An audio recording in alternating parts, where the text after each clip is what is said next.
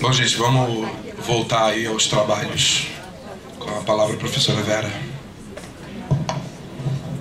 Bom, minha gente, eu dei uma aula alentada, né? 1h40, a gente começou às 9h, eu vi que eu parei às 10h40, justamente para a gente poder ter um tempo para conversar, né? Eu dei uma aula bastante... Poderia até ter feito intervalo e depois, então eu estou à disposição de vocês para... Amanhã a nossa aula vai ser uma aula onde eu vou trabalhar mais, como eu falei para vocês, uma metodologia, né? Produzir essa interpretação, então estou à disposição.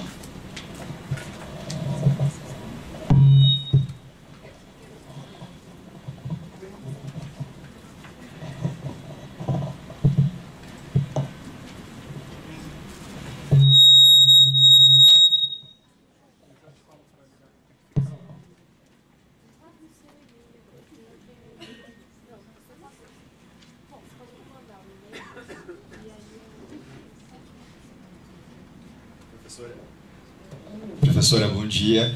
Eu sou Leandro, sou acadêmico da PUC-RS de Porto Alegre. Eu queria fazer um questionamento, na verdade, a respeito dessa lógica do poder punitivo que a senhora fala de um novo processo de neutralização do outro, inaugurado no século XIII.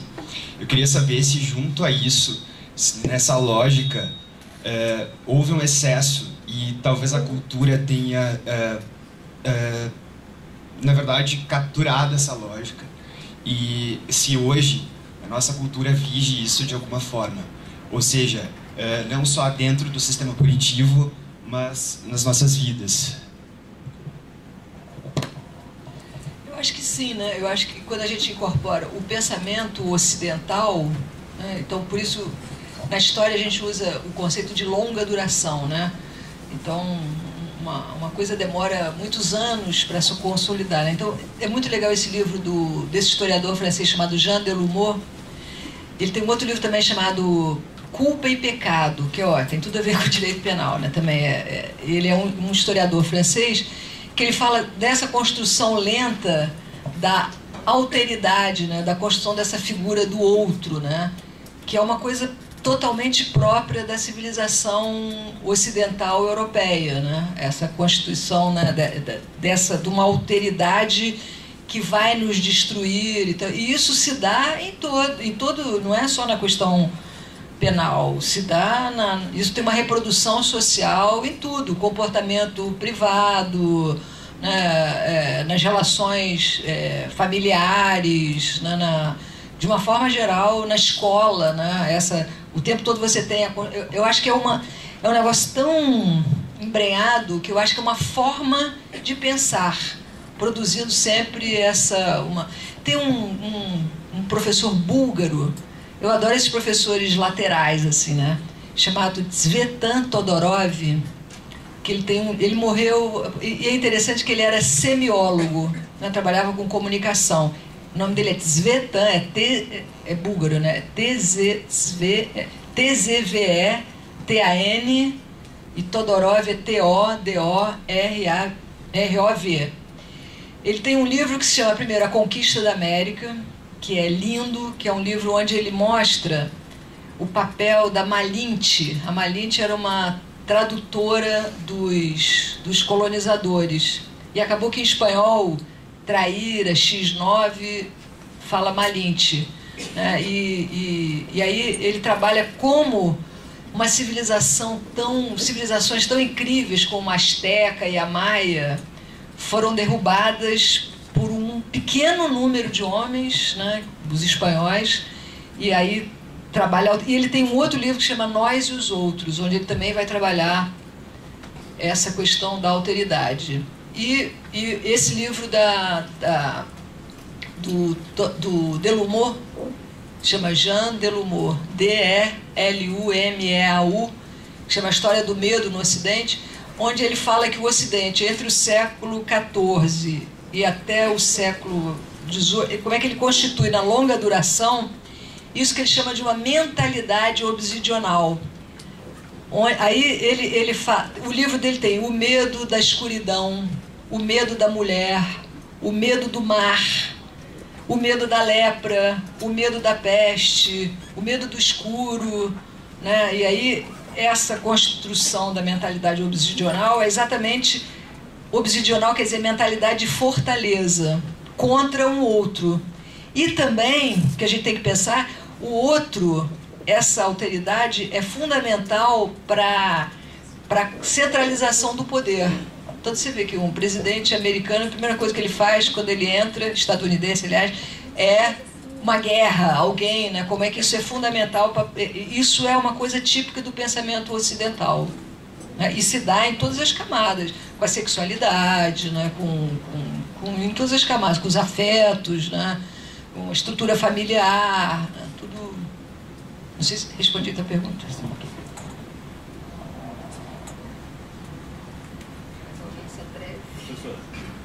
Você usou algumas vezes a expressão de capital financeiro, mas eu queria perguntar se não faz sentido a gente falar que, além de vídeo financeiro, neopentecostal também, sabe? Porque esses grupos hoje em dia atuam tanto na área financeira, quanto no poder, quanto no crime. A gente viu ontem os vídeos que saíram, não sei se a senhora viu, dos traficantes evangélicos destruindo o terreiro lá no Rio de Janeiro, e até com a questão moral, assim, de regulação de comportamento. Bom, tem aquele livro clássico do Weber, né, que é Ética Protestante e o Espírito do Capitalismo, né, que é para mim, o melhor livro do Weber, né? Mas o capitalismo financeiro é uma expressão que eu pego do Gilberto Felisberto Vasconcelos, que é um sociólogo maravilhoso que dá aula na Universidade Federal de Juiz de Fora e que tem a ver com essa coisa que o Marildo trabalha e que o Marildo faz um diálogo também difícil com a esquerda, né, porque também, às vezes, na esquerda, a gente também lê Marx como um livro sagrado, né? E o Marildo atualiza, porque toda a discussão é em torno da criação do valor, né? E vou dizer, eu chamo de capital vídeo financeiro, que são os dois grandes centros do poder econômico, já que a gente está vivendo um período pós-industrial. Então, com essa coisa a última vez que eu vi o Marildo falando, ele falava nanotecnologia e tal. Mas eu acho que realmente o pentecostalismo, né? Eu fiquei muito impressionada com eu acho que a gente tem que ter só o cuidado, assim, né? Porque às vezes no Rio, e mesmo a esquerda, o pessoal é evangélico, e aí às vezes a gente também trabalha um certo preconceito, que tem também a grande cisma histórico do Ocidente, que é a reforma protestante, que tinha outras... Né, uma das coisas da reforma protestante, que é contra aquela realidade do século XIII, é que cada um podia ler a palavra sagrada e interpretar. Os hereges, muitos morreram por causa disso. Mas realmente é uma religião... Eu não sei se é o centro do poder, porque isso eu acho que é uma coisa mais da periferia. Mas é incrível, eu já vi alguns mestrados sobre isso. E sabe uma pessoa que faz uma reflexão interessante sobre isso? Mangabeira Unger. O Mangabeira Unger é também um pensador fora do esquadro, assim, né? Ele também veio de uma tradição, da minha tradição política, brisolista, janguista, lá atrás até getulista, né? Desse projeto do Brasil, Darcy Ribeiro. Ele trabalha, eu me lembro, sabe o que, nos anos 90 ainda, no final, quando esse projeto neoliberal entra, eu fiquei muito impressionado com os neopentecostalistas na África. Eu não acreditava nisso, inclusive em países socialistas, como Angola e Moçambique. Que tem, meu filho me contou isso, que tinha também repressão aos cultos, né, a esses cultos. Eu falei, não, isso é mentira. E depois eu vi que era verdade, né? Mas... o Mangabeira Unger fala disso. Eu me lembro então que a esquerda tinha um certo preconceito, e aí também evangélico, e muitos evangélicos também se sentem discriminados e segregados por causa disso, né? Mas eu me lembro uma reunião que a gente teve no Rio com todas as esquerdas do Rio, foi logo depois que o Brizola morreu, quer dizer, já era no ano 2000. Todas as esquerdas, todas as lideranças de esquerda e tal. E eu fiquei muito impressionado com uma, lógico que eu não vou dizer o nome, companheira, querida e tal, que ela falava, não, no Rio nós não estamos mais disputando o voto popular em favela, porque favela só tem evangélico ou traficante. Quem manda é evangélico e traficante. As milícias cresceram depois, né? Mas aí eu acho que foi abandonado, eu acho que o povo também foi abandonado por esse discurso. A gente ficou com um discurso meio dos anos 70, e aí é uma coisa muito interessante, porque essas igrejas, elas produzem redes de inserção social e de assistência, como as facções. Eu não gosto de falar a palavra facção, não sei quando é o governo federal, mas esses grupos, né? Então, acaba que, de uma certa forma, o que a esquerda tem para oferecer agora? E lá no Rio tem aquela coisa, no Rio não, em geral, só Jesus no coração, né? E o povo, eu acho que, de uma certa forma, né, ficou um pouco abandonado, e isso também entrou numa representação popular, a bancada, e é uma visão evangélica super conservadora, né? E que trabalha. Eu ouvi falar uma vez de uma pessoa que era advogado de uma grande liderança dessa igreja, e que ele tinha explicado para ele, olha essa frase: se Deus existe, ele tem que funcionar.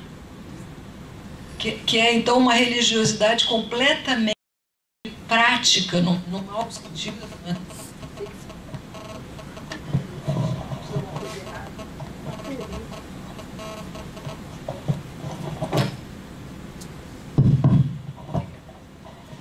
Mas, de uma certa forma, eu aprendi, observando isso, sem querer fazer um juízo de fato. Eu acho que eles não estão no centro do poder, mas eles entraram, e é articuladíssimo com o poder, articuladíssimo com políticas internacionais conservadoras. Isso está nos Estados Unidos com os... como é que chama? Em torno do Trump, esse pessoal aí. Mas eu aprendi o seguinte: você está desempregado, você vai para uma igreja dessas... eles te dão um material de limpeza para você vender. Você fica... imediatamente você tem um trabalho. O material de limpeza faz parte das empresas deles, mas é uma forma de incorporação muito astuta e e que produz redes de cuidado, e que vai produzindo uma inculcação subjetiva, moralista, retrógrada, né? Então, no Brasil, ele é o centro do poder. Nos Estados Unidos, como é que chama? Eles têm essa direita que elegeu o Trump, que é... tem um nome que é o Tea Party, que é também um...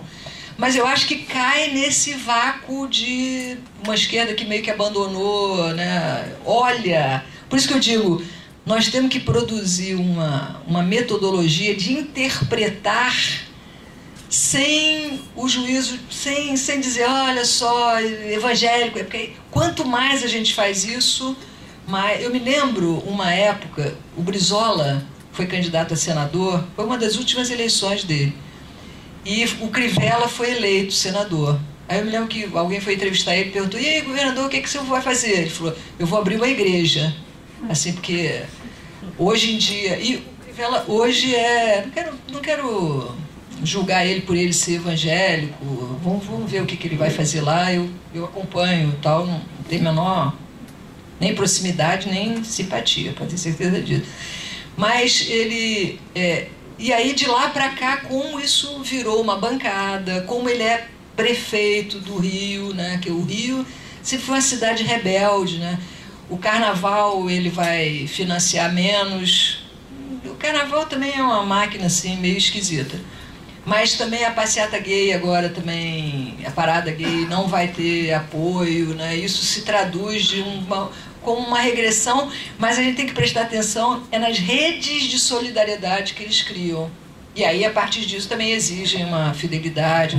E tem uma miríade de igrejas, né?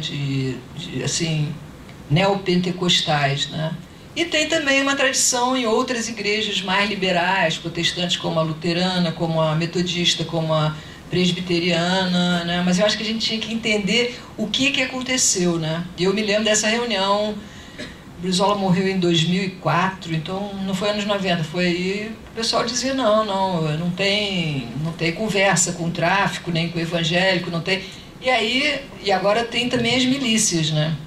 Qual é o olhar que a gente vai... Se a gente também produz um olhar demonizante sobre o que é hoje a vida dos pobres nesse capitalismo é assim que é. Interpretar um caminho para a gente conseguir, né, ter um discurso que interessa, que não seja também um discurso dos anos 70, né? Mas no Brasil, hoje em dia, se você não tiver bancada evangélica, né, e no caso do Rio de Janeiro, chegou ao ponto de uma majoritária. Por isso... Quando eu arrasto ele para o centro do poder, analisando realmente o que aconteceu no Rio de Janeiro, sabe? Você viu a Globo de fato comprou a briga de não eleger o Crivella, e eles ganharam isso contra o poder da Globo. E com um discurso absolutamente moralista, de que o Freixo ia combater essa violência com iluminação. Pois é, e a esquerda fica também, ela fica muito na Zona Sul, muito, né, não enfrenta a realidade, que é essa realidade, evangélicos, né, as economias populares do proibicionismo. No Rio de Janeiro, com o negócio das UPPs, também as milícias cresceram de uma forma... Né, essa é a realidade. Como é que é? Não falo com miliciano, não gosto de traficante, evangélico... E aí a gente perde, né, na verdade, o voto esquerdista. No Rio, pelo menos, é um voto de nível superior, Zona Sul, né? Então eu acho que interpretar essa nova realidade, o Mangabeira procura olhar algumas coisas que ele escreve sobre isso, sobre... O Mangabeira é interessante, às vezes ele dá umas bolas fora, mas ele é um intelectual interessante, porque ele também trabalha... A gente é meio nostálgico da esquerda, né? A gente fica sempre... como é que era, como é que foi, como é que era a esquerda, muito ali numa coisa que já foi, né? Então eu acho que no Brasil é o centro do poder, mas essas igrejas não são fortes nem na Europa, nem nos Estados Unidos, que é onde está o centro do poder, né? Tem outras denominações, mas, por exemplo, com todo o respeito, porque a religiosidade dos outros é um negócio que a gente não pode... Mas a Igreja Universal eu acho que é um fenômeno brasileiro, que está na África, que está entrando na Argentina, que está entrando em lugares... Então, vamos dizer, é um problema, mas é um problema que nos chama a entender o que aconteceu, até para a gente poder desconstruir. É uma fé não libertadora, né?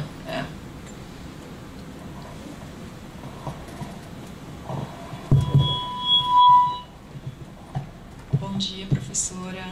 Meu nome é Gemaina, eu sou formada em Direito e em Ciências Sociais também.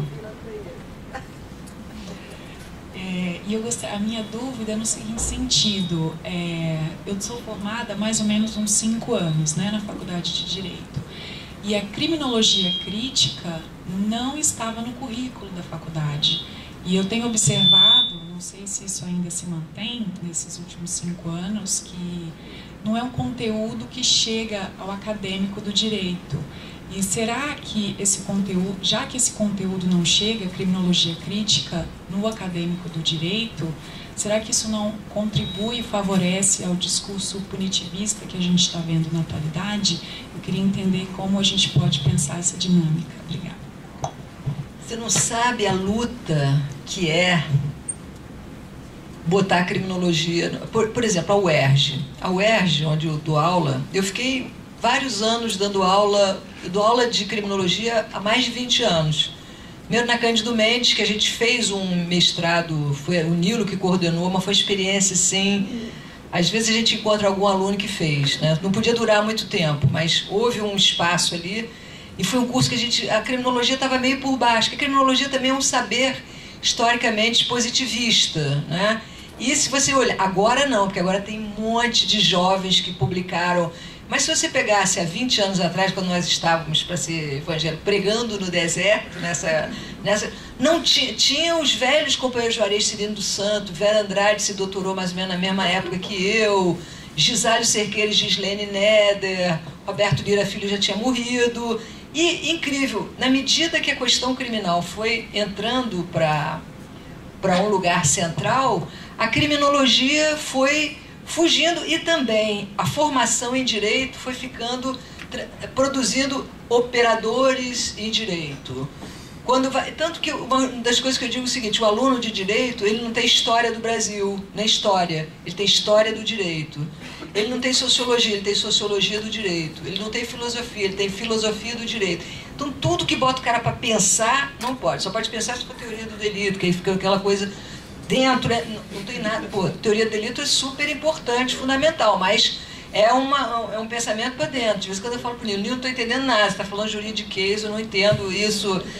Uma pouca comunicação com os outros saberes que lhes são peculiares, né? Que o Heleno Fragoso dizia que a criminologia é que unia que o direito penal fazia parte das ciências sociais e que a criminologia é o que ligaria a parte ao todo, né? Quando você está trabalhando demanda por ordem, geopolítica, para entender a política criminal dos drogas. Para os meus alunos eu falo, agora está tendo uma polêmica lá, nós estamos sofrendo muito no Rio de Janeiro com tudo isso, né? Os governos estaduais, municipal, federal, e na UERJ principalmente, né?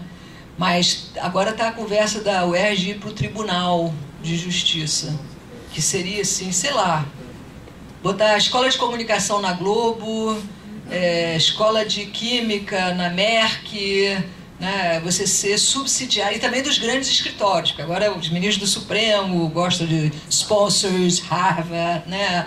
Outro dia eu vi a fotografia de um com a bandeira americana, eu falei, fica lá, filho, não volta não, pô, aproveita e vai pra lá.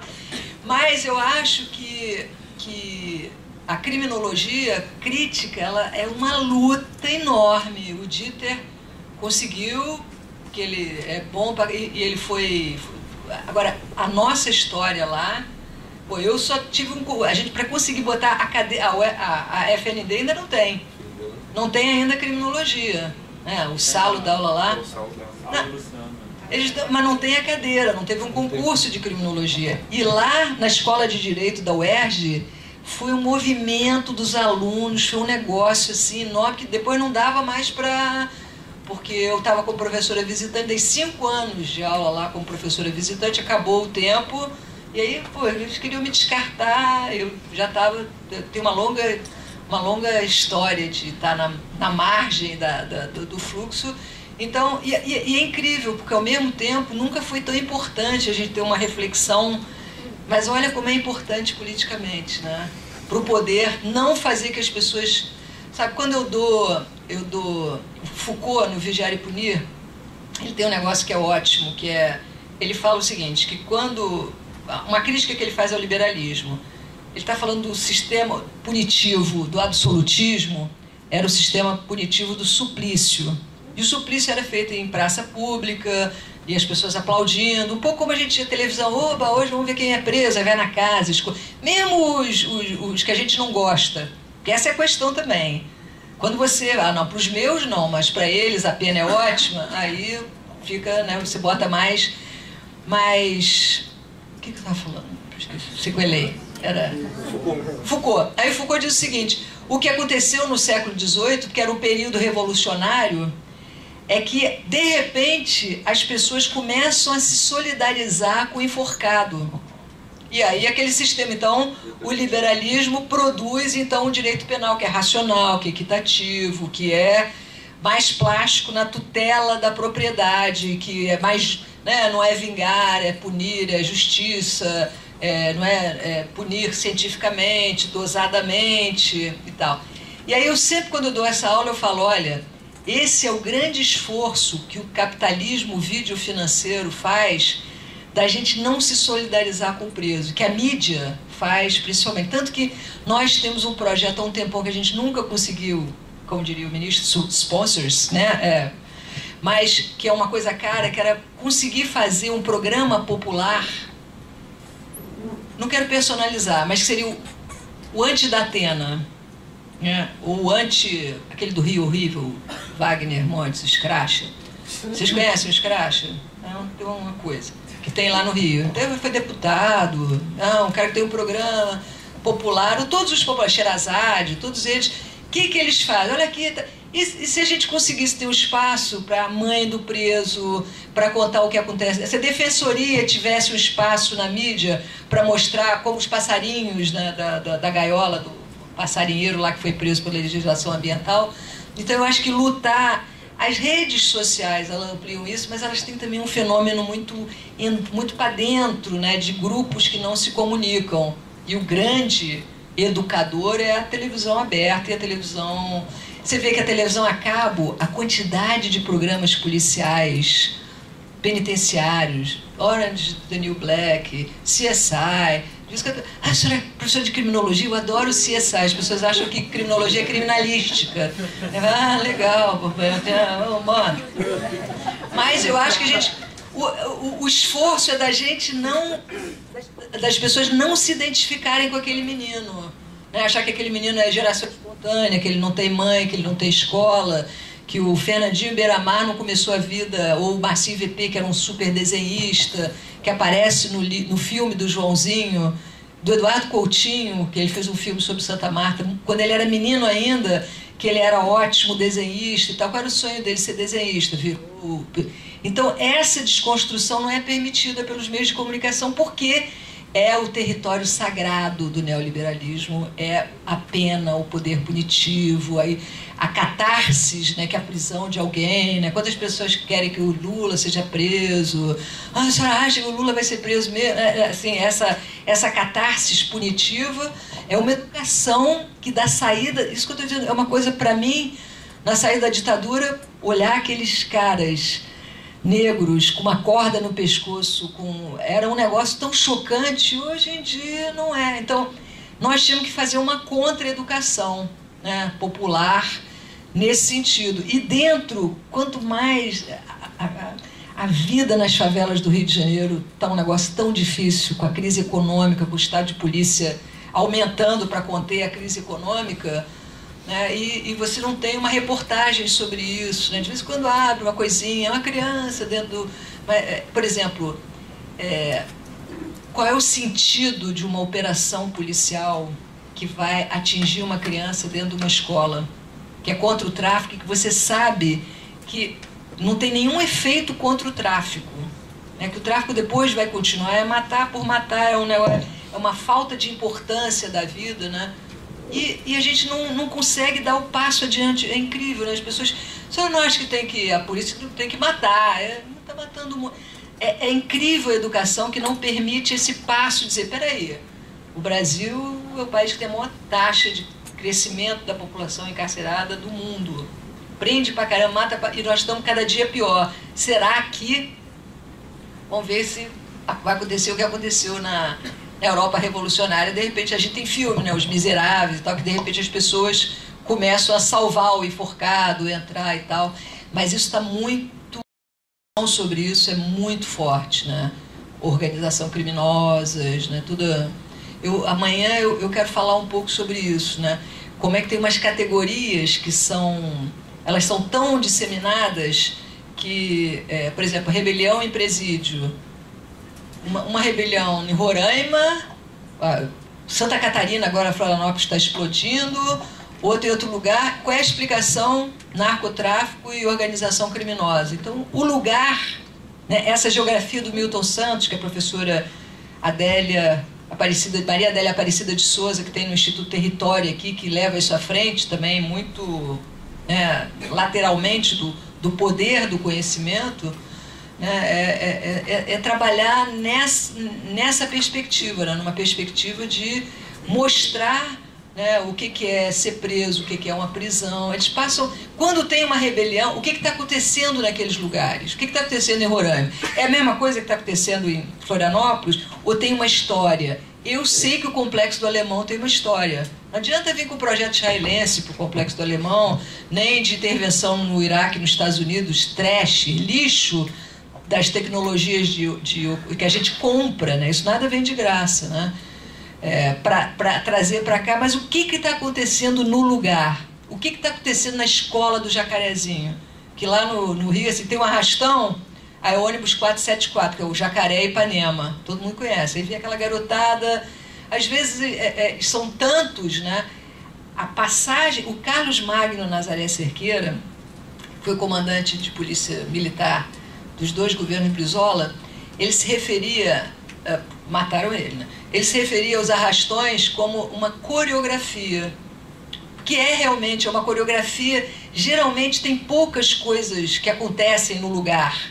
Há um furto de uma... Eu me lembro que o primeiro arrastão era eleição da... A Benedita estava disputando, ela perdeu porque era o símbolo, sem entrar em detalhes se a Benedita é boa, se a Benedita é ruim, mas esse ordenamento da cidade que tem história, né, do período da escravidão, era o que é isso, né? As pessoas aí começa a proibir, querer proibir de vir para a praia, fazer milícias de bofe em Ipanema para bater nos meninos, né? E agora depois fazer... É incrível você pensar isso, né? Que você faz proteções para eles não passarem para a Zona Sul, né? Coisas inconstitucionais, racistas e tal, mas a gente não consegue, né? O que está acontecendo no Jacarezinho para essas crianças estarem em dia? Isso não... Estamos ali no dogma da pena. Tem que prender todo mundo, tem que... Tinha história, menino que está sem documento e sem dinheiro não pode ir para a praia. Eu quero saber quem é que vai para a praia com documento no Rio de Janeiro, e dinheiro você vai com o dinheiro da passagem, e aí tirar do ônibus o menino, entendeu? Então eu acho que é isso, né? A gente não conseguiu desconstruir, né, uma outra... Não sei se eu te respondi.